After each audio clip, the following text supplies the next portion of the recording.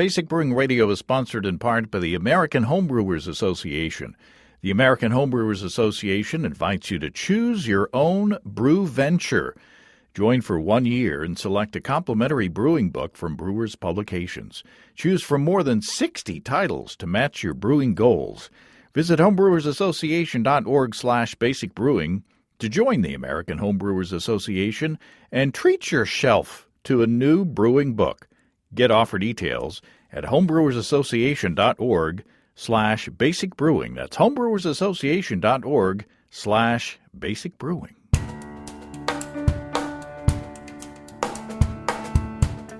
Welcome to Basic Brewing Radio for Thursday, February 23rd, 2023. I'm James Spencer. Here at Basic Brewing Radio, we're all about home brewing. This week, it's part 2 of our time at Frost Fest in Fayetteville, Arkansas.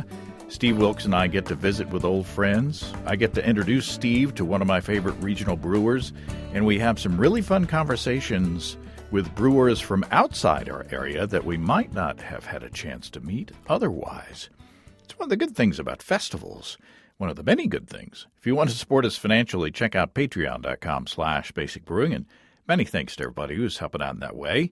If you go to patreon.com/basicbrewing, you can see a long list of stuff that you can access if you sign up as a supporter. You can also pick up one of our brewers' logbooks or our DVDs on basicbrewingshop.com. If you want to dust off that old DVD player, you can still get our DVDs. I've had a flurry of orders for our logbooks recently, and I don't know what's going on with that. But if you're old school like me and enjoy actually writing stuff down by the brew pot, check out our logbook on basicbrewingshop.com, where you can log 50 batches of beer, and you can spill stuff on it, and the paper is thick enough to where it doesn't disintegrate. It holds up. My logbook is about to be full here before long, and it's usually like twice as thick as when it's due because of all the stuff I spilled on it. And I'm about to have to reorder new books, another order of them. So thanks to those who have picked one up recently. Steve and I are set to get together this week to record video shows about my Vienna Lager, and Italian Pilsner. I'll be really happy to have those episodes in the can because I'm afraid I'll drink all of both batches before we have the chance to record. It's it's one danger of having beer on tap. It's like, oh, I'll just have another half a glass as a sample just to check and see how that's going. We've also set to do a video episode with Matt Giovanisi of Brew Cabin with his triple that we formulated together on this podcast. Matt and I did. Again, I'll be glad to have that one done because it's really tempting to have a big bottle of delicious beer in the fridge staring at me every time I open the door saying, drink me, Steve won't know. Is that how Belgians talk? I don't know. It's a triple. I'm looking forward to tasting how that beer has aged in the bottle in the fridge. It was a little cloudy when Matt and I tried it several weeks ago. So we were theorizing that maybe, cold aging in the refrigerator in the bottle would clear that up a little bit. It's way, way delicious, and I'm, not dinging it because it was a little cloudy, but it was good. Meadman Tim Lieber has also sent us some meads that Steve and I are planning to sample together and talk about with Tim. 2 separate mead experiments, so that's going to be fun. I have a weird tangent. I hope that you're supporting our sponsors here on the show. I listen to other podcasts, and a lot of the time, you can tell that the hosts really aren't into talking about their sponsors.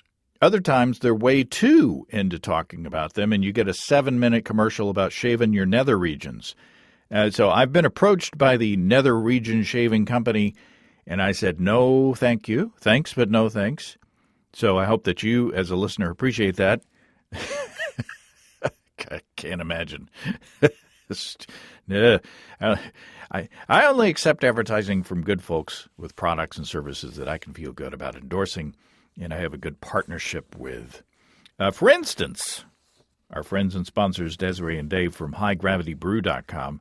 Desiree and Dave are pioneers in electric brewing. Not only were they on the front lines of bringing electric brewing to home brewers, They also sell systems to professional brewers, and they use electric systems to brew beer commercially to sell in their Pippin's Tap Room in Tulsa, and now to distribute in cans with their new canning line. So, all that to say, there's a lot of experience behind the Warthog electric systems that Dave puts together there in the workshop at highgravitybrew.com. From simple one-vessel systems like mine to 2- and 3-vessel systems up to 2 barrels, you can configure the system that you want and need at highgravitybrew.com, and you can upscale your setup with Spike or Blickman vessels and equipment. You can take the pain out of propane. Desiree and Dave stand behind their equipment and will help you with any questions or issues that you may have after the sale. Speaking of sale, if you use the code EBC75BB, that's EBC75BB, you can save $75 off your Warthog electric gear purchase at family-owned and operated highgravitybrew.com. That's highgravitybrew.com. Okay, let's head back out into the chilly wind at Frost Fest, put together by the fine folks at Fossil Cove Brewing in Fayetteville, Arkansas. They did a great job at this sold-out event. Let's start with one of my favorites, Liz Preston of Preston Rose Brewing near Paris, Arkansas. Liz Preston, I got to tell you, from Preston Rose, we visited with you several years ago down when you were very first getting started. This is one of the main reasons I wanted to come to this festival was to see y'all, because you're just far enough away that it's like you got to be dedicated to drive from where I live down to where y'all are, but refresh our memory. You're brewing on your own farm, and right now you are serving beer and cooking and serving food on your farm. We are. We're 4 days a week. 2 of the days we do full meals. So Saturday and Sunday we'll do a dinner service. And on Thursdays and Fridays we have a pretty cool vinyl night on Fridays.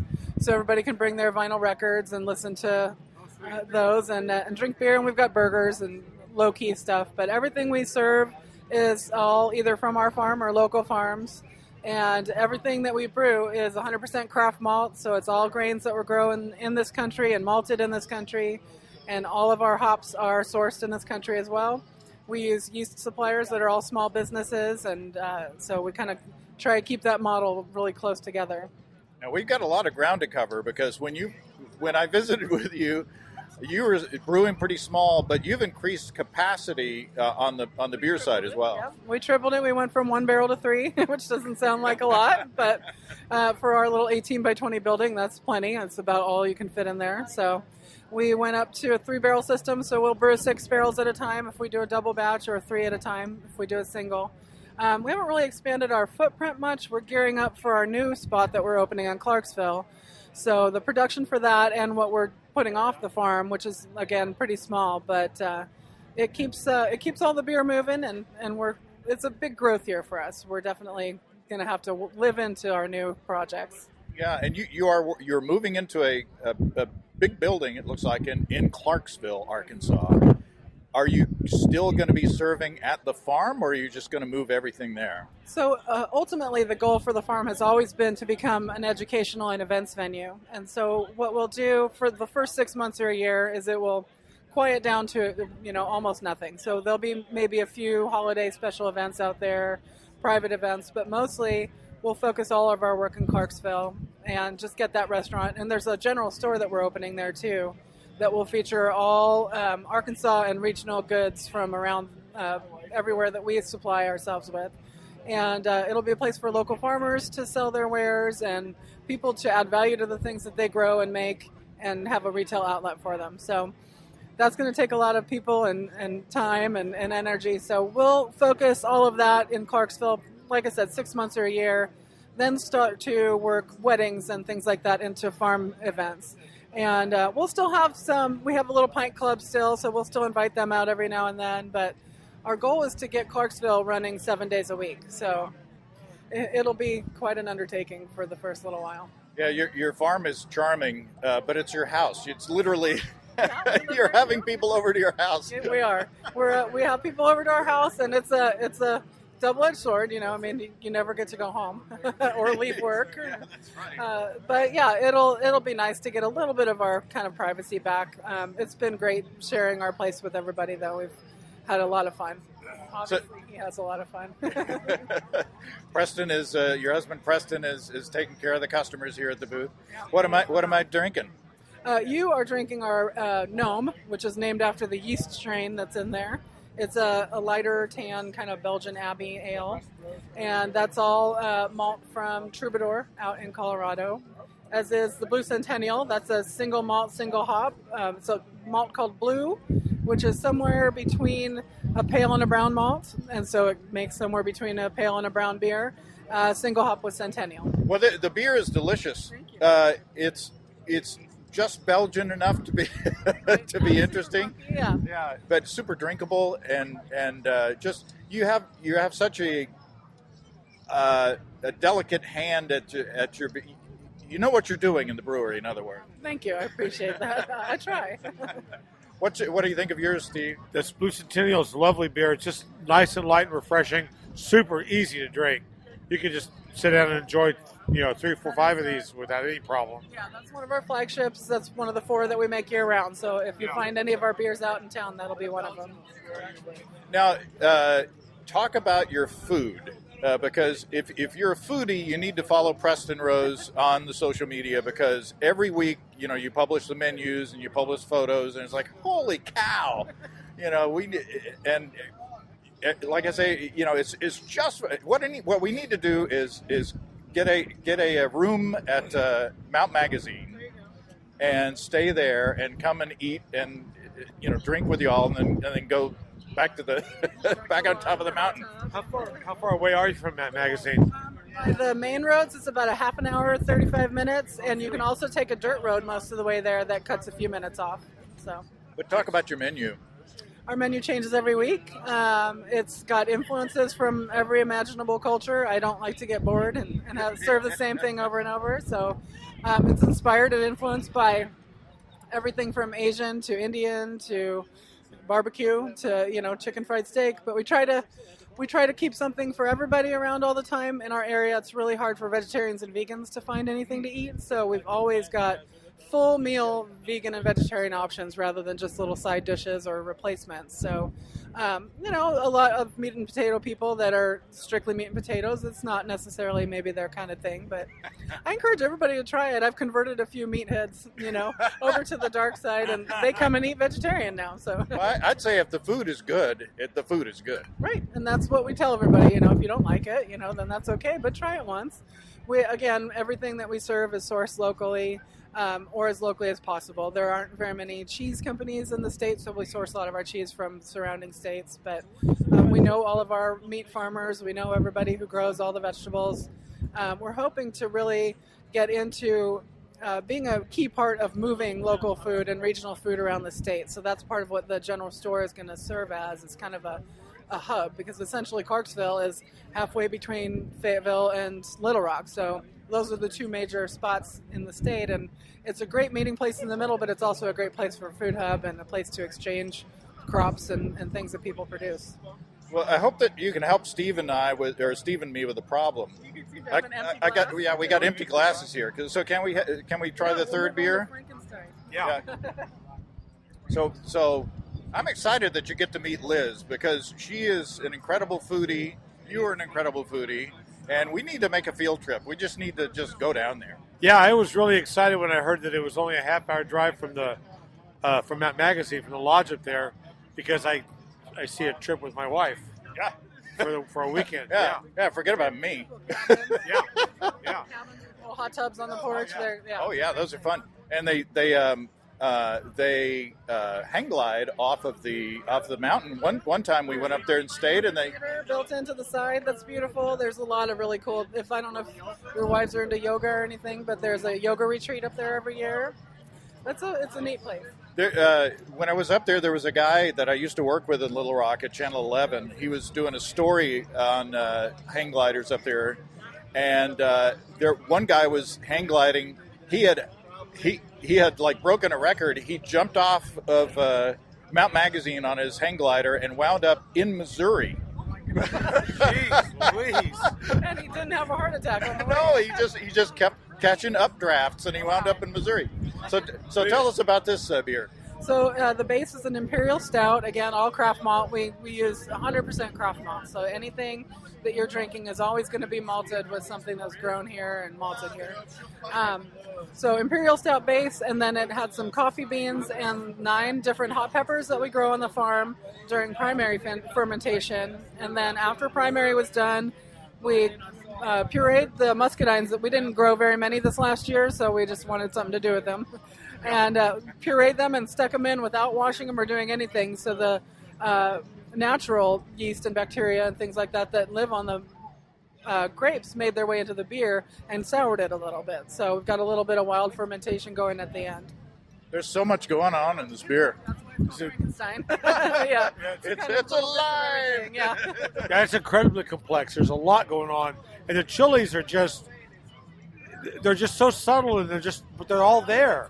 There on the breath and maybe at the back of your throat a little bit, but if I do an extreme beer where it's crazy hops or crazy hot peppers, I'll call it out. But if it's something that it needs to be incorporated into the beer, I want you to know it's there, but I don't want you to not tell. I mean, the malts that we use are beautiful and they taste wonderful in a beer, so I would hate to cover those up. Yeah, you get a lot of the flavor of the chili, and not just the heat. You do get some heat. But I credit that to taking it all the way through primary fermentation. There's something that goes on during that, it's the bug's business, not mine. But but I make a jalapeno hefeweizen that's very similar, and all the aroma, all of the flavor of the jalapeno, but no heat at all. Wow. And they are hot when they go in. Trust me. Wow. Yeah. That's amazing. Yeah, that's really amazing. And then and just. The beer looks like it should be really heavy, really thick, really gloppy, and it's not.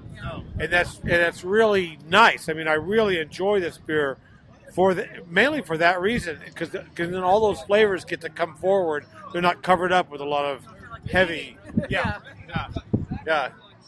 It's deceptive. Like an earlier beer that we had. It's dark, and you think, oh, this is going to be super sweet and gloppy, but it's not. One of the things I've noticed, from Preston Rose all the way down to Flops, all the beers we've had now, and I guess we've probably done, I'll say 10 beers. Let's say that.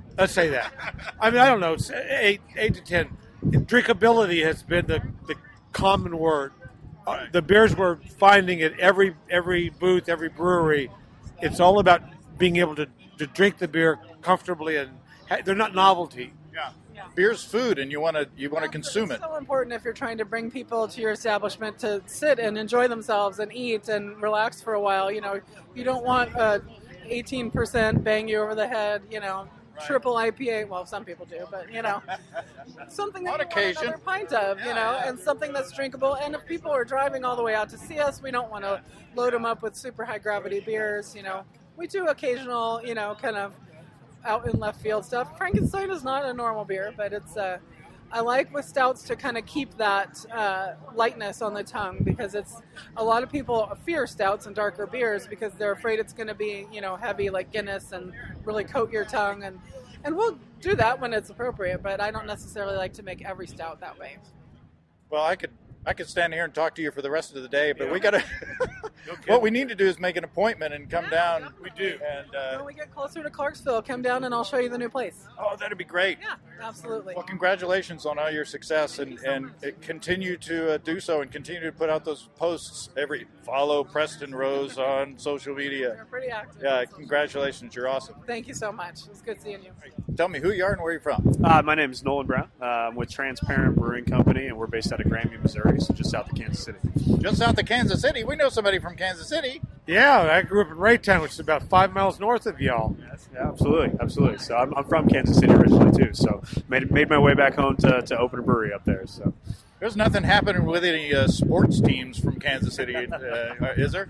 yes, there is. We're coming up on a big game, so hopefully the Super Bowl goes as well as we want it to. Not sure when this will be. be airing. I'm probably jinxing everybody. So what are we sampling? So right now you guys are drinking our Chickadee Check Dark Check Lager. Really nice, 4.8%, 16 IBU, smooth drinking dark lager.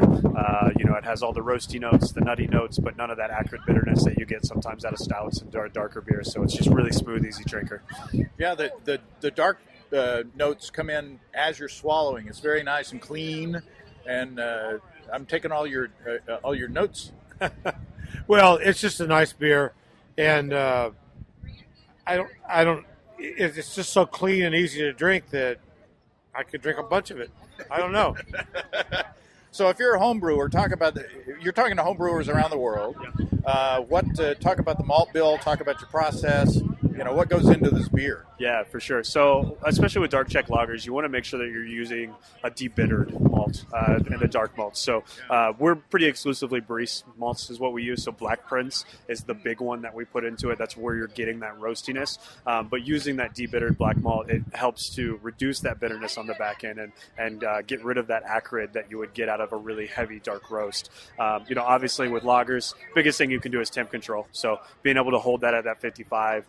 Take your time with it. Don't rush the process. 2 weeks on fermentation, 3 to 4 weeks on lagering time. That's really going to bring that crisp back in on it. It's what makes it so smooth, So temperature control is one of the best things you can do in home brewing. First thing I always tell people to invest in is temperature control. So, yeah, I just finished kegging just a couple of days ago a Vienna lager that coincidentally had a couple ounces of Black Prince in a 5-gallon batch, fermented at 57 degrees Fahrenheit.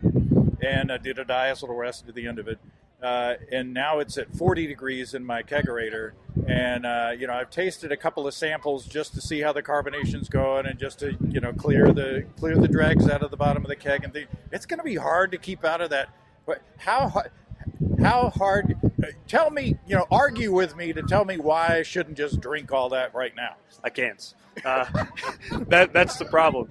While I was carbonating this beer, I had at least 5 beers straight off the bright tank while I was carbonating. So I can't tell you not to. I just hopefully there's some left by the time you get to the point where it's ready to drink. I mean, the lagers are just so tasty and smooth, especially when you start getting those caramel notes and those richer lagers. They're just amazing beers. It's hard to stay out of them. Talk about your system. So we are a 5-barrel, 3-vessel system. So mash lauter combo, boil kettle, whirlpool. And then we're actually just opened in August of 2020. So we only have 4 fermenters right now. So running 4 5-barrel fermenters and 1 5-barrel bright tank. So, did some cool stuff. 21, we did 186 barrels. 22, we just calculated out. It's 242 barrels. Potential for getting hit in about 350 in 23. So seeing some good growth and excited to really start, maximizing our capacity and really cranking batches through our system and everything. So. But you're still at the early stages are you still experimenting with recipes? Are you still kind of, fluid with your direction of where you want to be as a brewery? Yeah, concept-wise, we're pretty locked in. So our big focus is lower ABV, really subtle, balanced flavors. Every beer that we put out, we try to make it as palatable to as many people as possible. And then we keep a really wide variety of beers on tap as well. Right now we've got a hazy IPA, we've got a Kolsch, we've got a Saison, we've got a holiday stout that's a mint stout, the Dark Check Lager's on. I'm brewing a Best Bitter coming up. So we really try to keep a wide range of beers on. So I think we've found our identity as who we are, but we still have because we keep such a wide range, it gives us a lot of room to experiment and have a lot of fun. So, and especially with the 5-barrel system, it's if something goes awry, which we haven't had happen yet, so knock on wood. Knock wood. If something goes awry, it's not as big of a hurt as it would be on a 30, 40, barrel system. So, it's been fun kind of being able to experiment over the last 2 years. And we always have at least 3 new beers on tap that have never been done before, but we bring some regulars back. The Chickadee Check is one that our regulars have been asking for a year now. So I finally gave in. I was like, all right, through the winter we're slow. I'll make a lager happen, so. Well, I think you've got a new destination when you go to Kansas City to visit family next time. Yeah, I believe. I was going to ask where in Grandview are you at? So we are the northeast corner of 150 and 71. So Gales Power Sports. We're just right next to Gales Power Sports. Yeah, I know exactly where you're at. You're gonna see Steve. Oh yeah, for sure. Yeah. I just grew up there. I came of age in the 1970s, So remember the big golf court, the big golf bags on 71? You know what I'm talking about? I know exactly what you're talking about. Yeah. It's a local landmark. you gotta live there to know. Either you know or you don't. Yeah, for sure. So. Well, good luck to y'all at Transparent. Thank you so much. And Steve, we'll look forward to seeing you out. I'll see my brothers. I have a lot of family still in KC, and they live on the Kansas side, but we'll forgive them for that. It's a hard thing to do, but you have to every once in a while, right? Go Chiefs! All right, we're here with two of our favorite people, Casey and Jen, who alumni of the podcast. Hey, y'all! Hi. So good to see you guys. Yeah. Can I be more awkward? I don't think so. Lovable, awkward, I think is where you usually rank. That's all I can hope for. Now, you're in line. We met you in line for Heirloom Rustic Ales, and there's only one person serving, so I didn't want to try to get an interview. So I'm going to rely on y'all to give tasting notes of what from Heirloom Rustic Ales over there in Tulsa.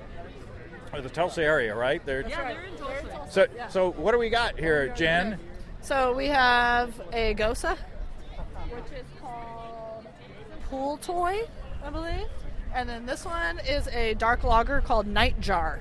Night Jar. Wow. Okay, so we will like talk. an NBC show Steve, from you and I will. 1980. Steve, you and I will talk while they sample. Okay. And we'll get their tasting notes. It's the weather. Let's talk about the weather. God, there are a lot of people out here. Everybody talks about the weather, but nobody does anything about it.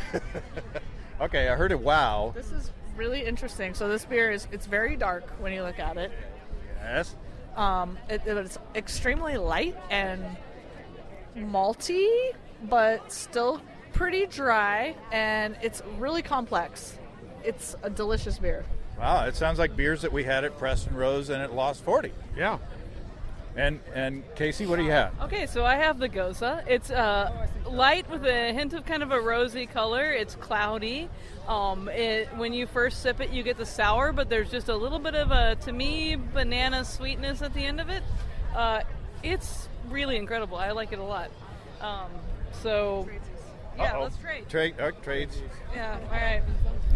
Did I sell you on it, Jen? Yes, you did. So I gotta bust you. You're two of the best brewers in Northwest Arkansas, but you You can bleep that. you made Steve swear.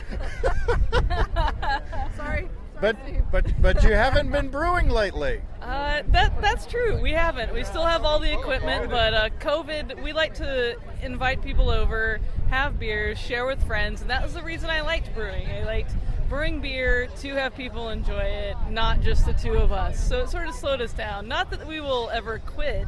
We will pick it up at some point again, but there's also so many nice beers to have. Yeah, it's a challenge. I mean, because here we are surrounded by good breweries. Many of them are here in these two counties up here. So is it a disincentive to brew? I mean, I think so, to a certain extent, yes, because there's so many things that you can go out and buy right now. Brewing is so fun, and I definitely would do it again, but right now, we're on hold on that right now. Yes. But I would also say that, some of the best brewers I've met that end up opening breweries later, without that home brewing experience, I think there's still people that are going to be wanting to do that and then scale it up or experiment with beers that they haven't tried. I don't think that's ever going to die. I really don't. The creativity is never going to be away, and it's just because we've taken a hold doesn't mean we won't do it again. We do have the skills. Well, I think homebrewing helps you appreciate good beer even more because you totally understand all of the process that goes into it and how hard it is to make those great beers. So I think it's a valuable hobby for sure. Yeah, you guys are just lazy. Right, exactly. That's it. No, I've seen y'all work. You're not lazy. I've seen you brew and you're not lazy. So I maybe this is the challenge that you needed. You need to get back in there and brew something fun. All right, as long as you come over. I was going to say we should have a brew challenge. Oh. and so we end up with a flight that we have to grade somehow. Oh, It'd be maybe. fun.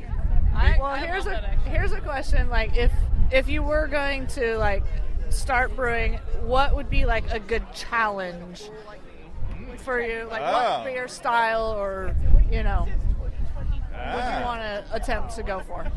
Yeah, what's on your mind? Are there any beers that you have like seen brewed elsewhere that you can't get that you're thinking I'd like to try that style?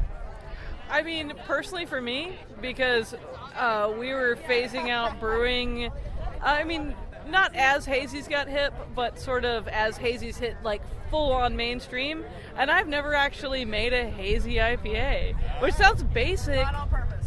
I was gonna say, yeah. Wait, hold on. I have never made a hazy IPA. So that sounds kind of basic at this point because they're so popular, but yeah, I personally haven't brewed one ever. And so that would be something I would like to make a really excellent example of.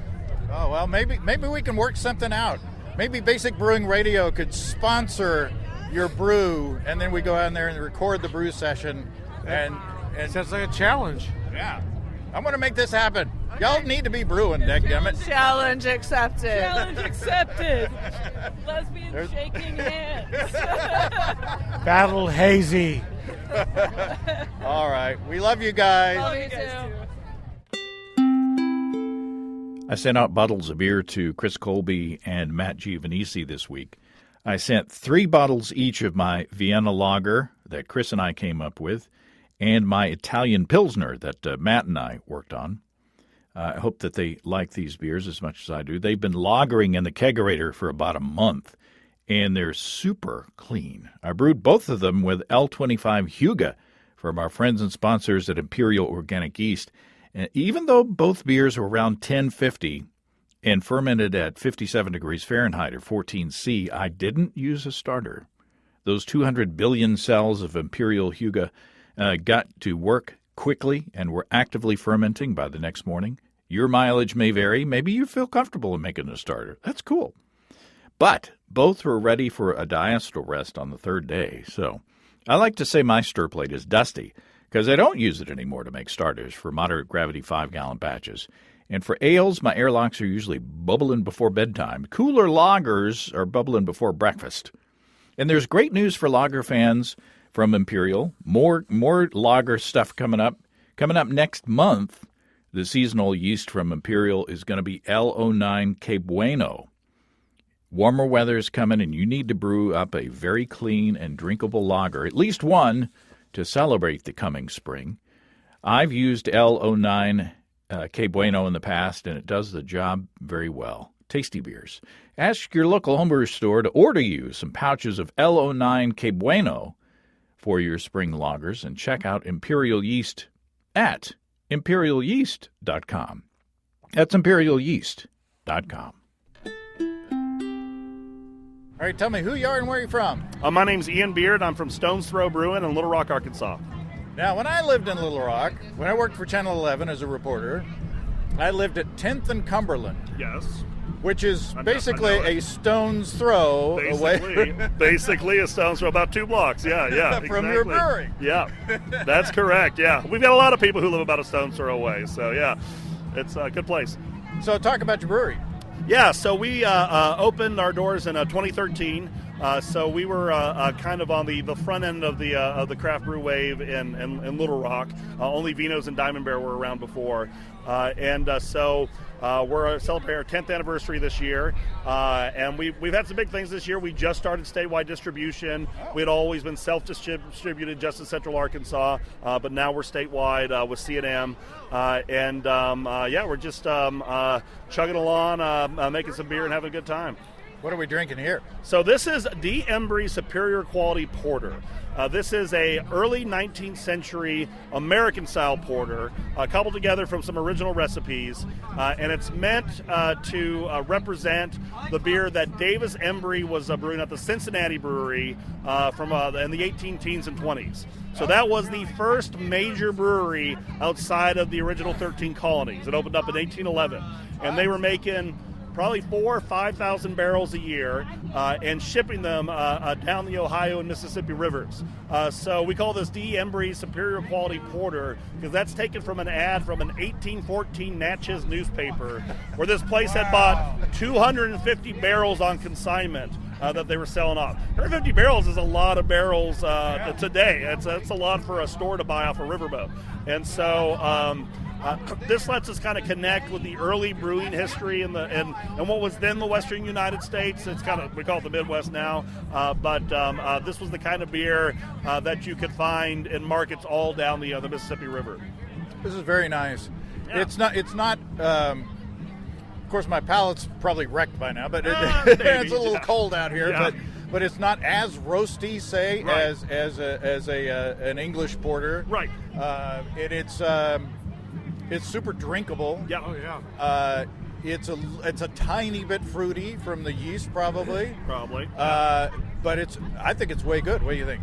It's very good beer. I'm really curious from your description of it. It's clear that you guys, or at least you, have a respect. you have a respect for the history of brewing and the history of American brewing. Yes. So does that inform all of your brewery, all of how you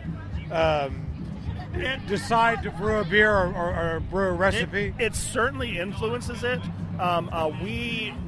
We have done a lot of what were at the time extinct styles or styles we had not seen anybody done before. It's funny. I've seen quite a few Czech dark lagers here this year. We started making a Czech dark lager probably 7 years ago, and we never saw anybody else do it. We made a Lichtenheiner Weiss in 2014, which was way too early because people weren't into smoked beers or sour beers yet. So my favorite is somebody described it as a hot dog water. But we made it again in about 2018, and people loved it. They thought it was great. The palate had changed. Yeah. And so we've done a lot of really classic and historic styles, and we've done a couple of beers that are odes to American brewing and even Arkansas brewing, because we've done one. It was actually for the 75th anniversary of the historic Arkansas Museum in Little Rock, and it was to kind of. We don't have a recipe from them, but the first brewery in Arkansas was a German beer garden in 1841, and so this was using the ingredients that we knew were available in 1841 Little Rock to cobble together a beer, and it was pretty good. We have no idea if it tasted like his actual beer. It was pretty good. I was going to ask that question. By the way, Lichtenheiner Weiss was my nickname in high school, but. But how do you? Very nice nickname. But how do you go about researching a historic style and being authentic and not just saying, this is based on a style and you're just putting together stuff? Well, as I said before, I am a nerd, and I actually work at history museums. I've worked at them. And started the brewery simultaneously with my other three partners, and so that I kind of brought a lot of that sort of nerdiness to it. But honestly, one of the reasons that I was originally kind of drawn to the other three partners is that we all met the Central Arkansas Fur Benders, the home club in Little Rock, and they were also making a lot of kind of classic obscure styles. Our brewer Theron, what really sold me on him is at Rocktoberfest one year, he served a Rausch beer. And I loved Rausch beer, but I'd never seen any home brewers try it, and it was super good. He said, great, drink all you want. I hate Rausch beers. But he brewed it. He brewed it because he wanted to try the style. I was like, okay, that's the kind of like, it's funny because it feels like creativity, but at the same time it's going like way back to basics, which is kind of an interesting thing. So we've definitely looked more towards those kind of classic and historic styles than say chasing whatever sour IPA or whatever craze is out there. That's been kind of more of our our backbone of what we do. Going back to the porter, you were talking a little bit about the malt bill, and there's a reason it's different. So London Porter was the most popular beer in the world in the late 1700s, early 1800s, and they were using 100% what's called brown malt. All right. And the brown malt was essentially unevenly roasted a malt that was just thrown in the beers. In the United States, most of the country is in a climate where barley doesn't grow very well. And so you would often, so the barley is probably actually worth a lot more. And there's just not that many malt houses. So they would supplement with other sources of fermentable sugar. If you're on a coast, you brew your porter with molasses. If you're inland, you brew your porter with corn, which is abundant. And so this is technically an adjunct porter with corn. And we also threw some honey in it, too. Because honey was, you see ads at this time for breweries looking for honey to give a nice fermentable sugar to really kind of compensate for what were badly roasted grains that didn't convert very well. Right. Yeah. Our friend Peter Simons has written some historical books on brewing English styles, and they use sugar, not liberally, but often use sugar. The pure recipes say straight sugar. Yeah. Molasses is cheaper than sugar, so like production breweries would use that, but you see recipes for like add sugar because again, it made for a stronger beer than you could get with the grains at the time. And if your malting process was not as dependable. Correct. And you're not getting the conversion that you want. That's correct. Then that's it's a way to get your fermentables in there. In the early 19th century, by the mid 19th century, Cincinnati had become really a brewing capital, and so they had malt houses. But the rest of the country, if you're out on the frontier, like in Arkansas, whatever, you're probably malting your own grains, or you're paying a premium to get them off a riverboat if you have access to that. Right. And so so they're going to be really inconsistent and really uneven. And if they're locally grown, probably not as robust to begin with. So when we did that beer for the City Garden, the George Brothers, we used a lot of other grains, oats and rye and honey, which were more abundant in a place. So the base is kind of a saison, but with a real interesting grain mix. And some honey, some Rauch malt to reflect that they would have had a smoky flavor to it, and all sorts of things like that. Horst Dornbuck, I can never pronounce it right, but I lean on him heavily. He's got a couple of books about extinct and classic styles, and so he's done a lot of research on the continental beers to kind of complement what's been done on the British beers. Yeah. And so that's a cool source for some of this stuff. That's where I first saw a recipe for Lichtenheiner Weiss. Yes? Oh, no. I have to throw that. I learned to say it, so I have to throw it in whenever I can. Credit. Yeah. You get credit. So did you get more of the same, or is that... No, this is the Dark Helmet, the Coffee Schwartz beer. Yeah. So that was a great one. We've made Schwartz beer probably since the first year we were there. Theron is a great lager brewer. One of our flagships is a Vienna lager and an Imperial Oktoberfest that we've been doing both of those since the beginning. But we love doing a Schwartz beer. First time we made a Schwartz beer, it was in the summer, and nobody drank it because it was black. And then we made it in the winter, and everybody drank it because it was black. And so our original Schwartz beer was called the Schwartz. And then we started adding local coffee to it, and that became 10 times more popular than the original one. And so that one got named Dark Helmet. So if there's any Spaceball fans out there, these are very bold-faced references. Pizza the Hut. Yeah, please don't come at us with copyright. Yeah, we don't have any money. Sorry. Yes. All right. So what do you think, Steve? It's great. It's a good, really nice beer. Yeah. Very drinkable. The coffee comes through, but it's not overpowering. Everything is good about it. Yeah, we like that one because a lot of the coffee beers are coffee porters, coffee stouts, and they're heavier beers. This is still a very light sessionable beer. Yeah. Well, gosh, I wish I did still live a stone's throw away from your brewery. I've been meaning to get with you guys and I would love to make a brewery visit down in Little Rock and sample a full flight and. My family's in Hot Springs, and so that can be on the way. Yes. Take a detour. It's not that much longer. At an hour, it's worth it. So, this is fun. Congratulations on your 10th. Yeah. And 10th anniversary. And best of luck to Stone's Throw. We appreciate it. Thanks so much for stopping and chatting with us. Enjoy the beers. Tell us who you are and where you're from. I'm Dusty Gentry. I'm with Not Lost Brewing from Ottawa, Kansas. Ottawa, Kansas. Yes. So we've crossed over into another state. That's right. Big state of Kansas. So what do you like to brew? I'm normally just style stuff, and the wife here, she likes the crazy stuff like our pastry stout that we have. Oh. So. And how big is your brewery? It's a 2-barrel brew house. Oh, nice. Small, yep. Nice. So we're home brewers. We've been home brewing for a long time. And you're talking to home brewers around the world. So how long have you been in business, and how did you make the decision to go into professional brewing? So we started out home brewing probably in like 2015 with the hopes of opening a brewery. So, and then 2019 is when we opened up and been going since. Nice. And what are the challenges with brewing at such a small scale? Keeping up sometimes. It can be the hard time. Yep. And what are we drinking? The Jurassic Amber Lager. It's nice. Nice beer. Tell me about it. What's the grain bill? That one is just 2-row, just your basic standard 2-row, and a little bit of Yana malt, and then a little bit of Cara 40 and Cara 60. And fermented with the W3470 dry lager.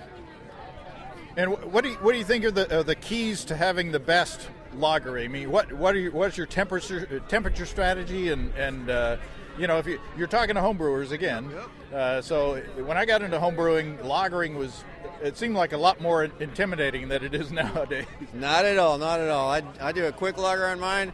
I'll ferment for about 7 days at 54 degrees, and I'll kick her up to 70 and let her run that for another week. Then just chill it down for 2 weeks, ready to drink. 4 weeks. Now, do you rouse up the yeast for your diacetyl rest, or? Nope. I just let it raise itself up a little bit, and just go like that. Boy, it's really nice. It's really nice and clean. Oh yeah, super clean beer. Very drinkable. This and a plate of ribs, and you've been heaven. There you go. Good barbecue, yeah. So talk about Ottawa, Kansas. Where is it, and what kind of a community is it? We are about a 12,000 population, and we're south of Lawrence, Kansas. Have you ever heard of the KU Jayhawks? They're just to the north of us, so we got our little town down there that, decided to open up a brewery there. I've lived there my entire life, so just want to help out the community. Now, here's an obscure reference for you. You won't remember this, but there was a movie back in the 80s, called The Day After, where Lawrence, Kansas, I think, was like ground zero for a Russian nuclear attack. Oh, man. Well, I'm glad I got lots of beer to drink if that happens. So go back and look at that.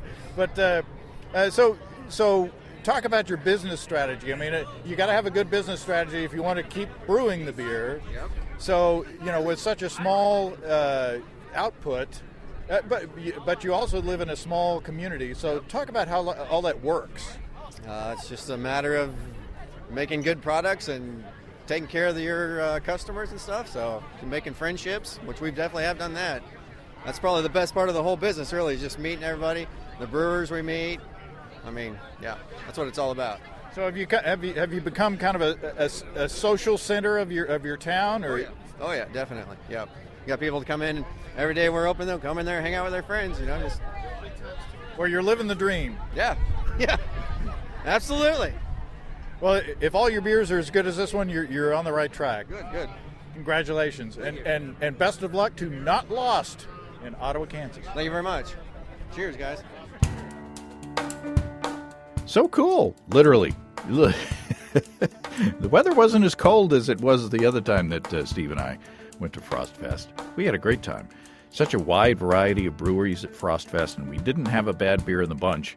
And there's yet another set of Frost Fest interviews next week. We had such a great time. If you have brewing questions, show suggestions, or just want to say howdy, write to James at basicbrewing.com or just fill out the contact form on basicbrewing.com. Please don't forget to tell us where you're from. Check out our mobile-friendly shop at basicbrewingshop.com. Thanks to everybody supporting us through our Patreon page. Special goodies coming your way. Check that out at patreon.com/basicbrewing. It's all until next time. Until then, thanks for listening, everybody.